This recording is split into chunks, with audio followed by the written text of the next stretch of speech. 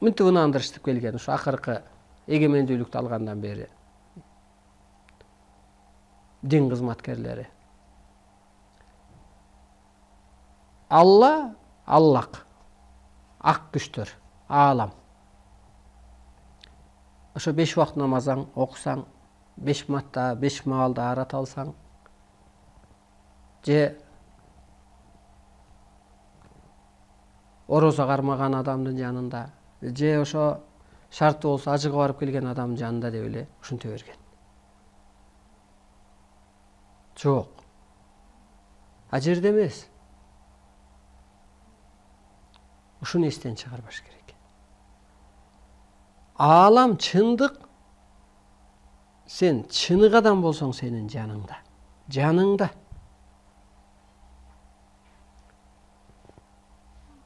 Мына мынтип айтат, Аллахтын буйругу жок эчтеке болбойт дейт. Аллах мусулман эле адамдарды колдойт дейт. Ошолорду эле бейишке чыгарат, ошолорду эле урматтайт. Анда мына көп жыл өтө элек бир кылым болуп калды. 100 жыл өттү. Ленин ата мусулман эмес. Аллах дебейт. 3 күн эмес, 40 күн эмес, 3 күн даватка чыккан эмес.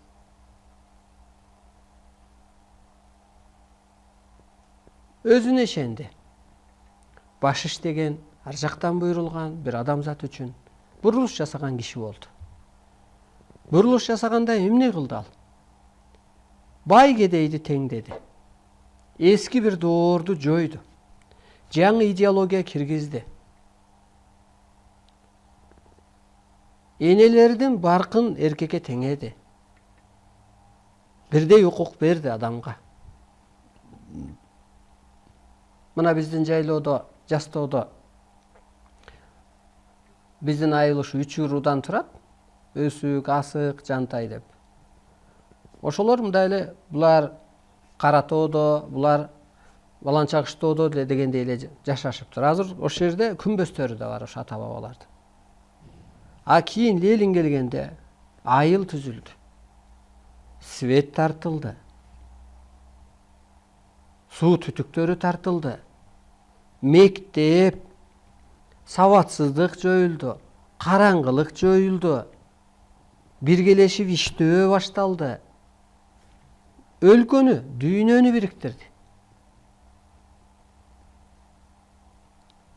Мына чындык деген гезит чыгарды. Правда деген.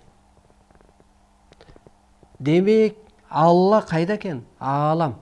Чындык деген адамдын жанында экен. Сиз дагы чындык үчүн күрөшсөңүз сиздин жаныңызда экен. Ошол адамды колдойт экен, ал улутуна, жынысына карабайт экен. Ленин бисмилла деп иш баштабагандыр. Ленин Аллаху акбар деп астыга жөнөбөгөндүр. Ленин салам алейкум дебегендир. Ленин Алла бере көр дебегендир. Көрдүңүзбү? Мен айткандай, ушул жаныбардын эң күчтүүсү арстанга оозуна азуу, колуна каруу бергендей, ошо сактаныш үчүн, ошо авторитет болуш үчүн, жашоо үчүн бергендей, маймылга банан, бадалбак учуп мынтип секирип жашаганга бергендей адамга баарын берген. Мына Ленин куткарды.